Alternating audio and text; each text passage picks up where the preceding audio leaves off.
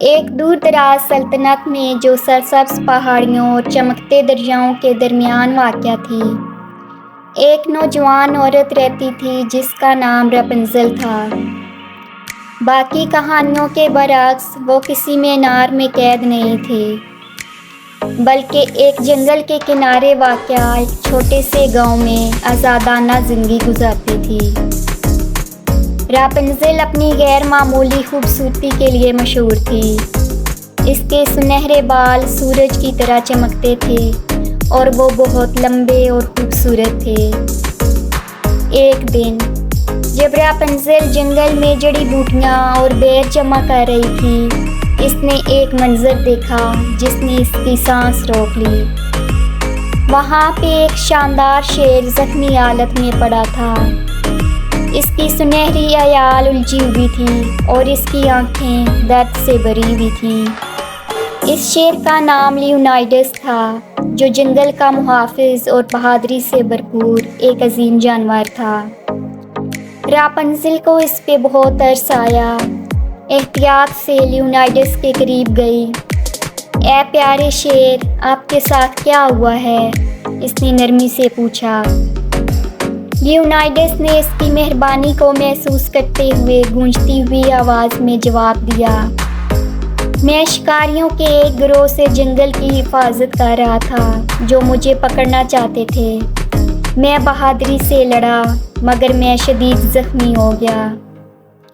راپنزل نے اپنی جڑی بوٹیوں اور قدرتی علاج کے علم کو استعمال کرتے ہوئے لیونائیڈس کے زخموں کا علاج کیا۔ اس نے دن رات اس کی دیکھ بھال کی، اسے کھانا اور پانی دیا۔ وہ اپنی نرم آواز سے اسے تسلی دیتی۔ لیونائیڈس اسے جنگل کی کہانیاں اور اس کے ساتھ راز بانٹتا۔ جب لیونائیڈس صحتیاب ہو گیا تو وہ اور راپنزل تب تک بہت اچھے دوست بن چکے تھے۔ اس نے سیکھا کہ لیونائیڈس نہ صرف ایک محافظ تھا بلکہ ایک قدیم راز کا محافظ بھی تھا، جنگل کا دل، ایک جادوئی جوہر جو زمین کو سرسبز اور محفوظ رکھتا تھا۔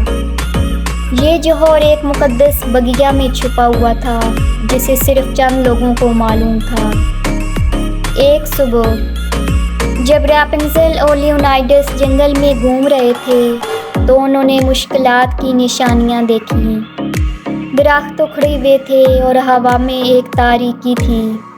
شکاری واپس آ گئے ہیں، لیونائیڈس نے غصے سے کہا۔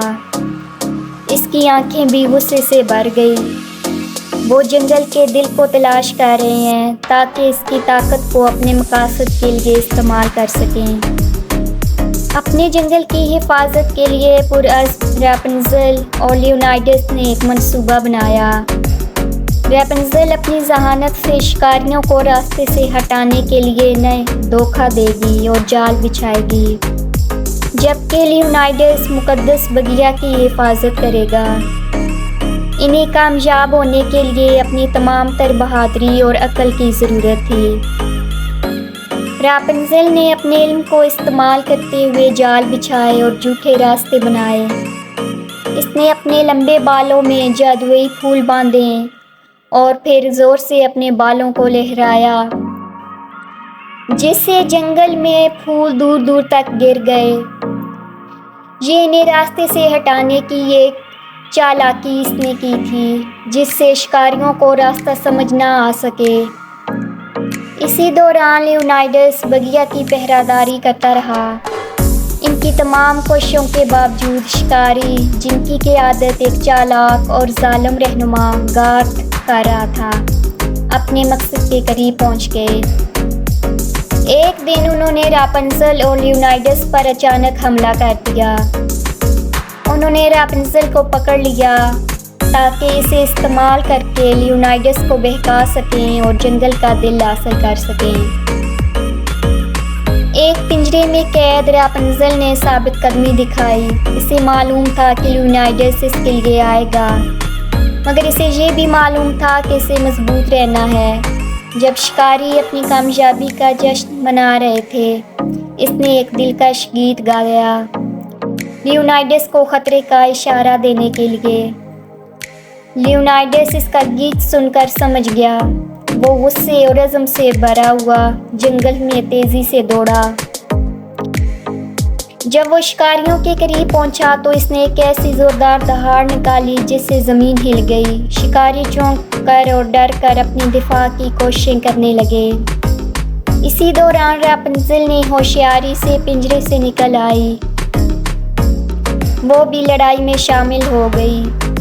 اس کی موجودگی نے جنگل کے جانوروں کو بھی حوصلہ دیا کہ وہ حملہ آوروں کے خلاف اٹھ کھڑے ہوں۔ پرندے نیچے آ کر شکاریوں کو چونچے مارنے لگے، جبکہ ہرن اور خرگوش الجھن پیدا کرنے لگے۔ لیونائڈس نے گارتھ کا سامنا کیا۔ شکاری ایک زبردست خنجر سے لیس بہادری سے لڑا، مگر لیونائڈس کی طاقت اور بہادری بے مثال تھی۔ ایک زوردار پنجے کی ضرب سے لیونائڈس نے گارتھ کو زمین پر گرا دیا۔ شکست خوردہ اور رسوا ہو کر گارتھ اور اس کے آدمی بھاگ گئے، عہد کرتے ہوئے کہ وہ کبھی واپس نہیں آئیں گے۔ جنگل دوبارہ محفوظ ہو گیا۔ راپنزل اور لیونائڈس جنگل کے دل میں کھڑے تھے۔ صبح کی روشنی درختوں کے درمیان سے چھن کر آ رہی تھی۔ شکریہ راپنزل، لیونائڈس نے کہا، تمہاری بہادری اور حکمت نے ہم سب کو بچایا۔ اور شکریہ لیونائڈس، راپنزل نے جواب دیا مسکراتے ہوئے، ہم نے مل کر یہ کیا ہے۔ اس دن کے بعد راپنزل اور لیونائڈس نے جادوئی جنگل کی حفاظت جاری رکھی۔ ان کی دوستی پہلے سے بھی زیادہ مضبوط ہو گئی، اور یوں جادوئی جنگل میں جہاں جادو اور حیرت پھیلی ہوئی تھی، راپنزل اور شیر آزاد اور خوشی سے رہتے، ایک ایسی سلطنت کے محافظ جہاں بہادری اور مہربانی کی حکمرانی تھی۔ Subscribe my channel and press the bell icon for princess and fairy tales.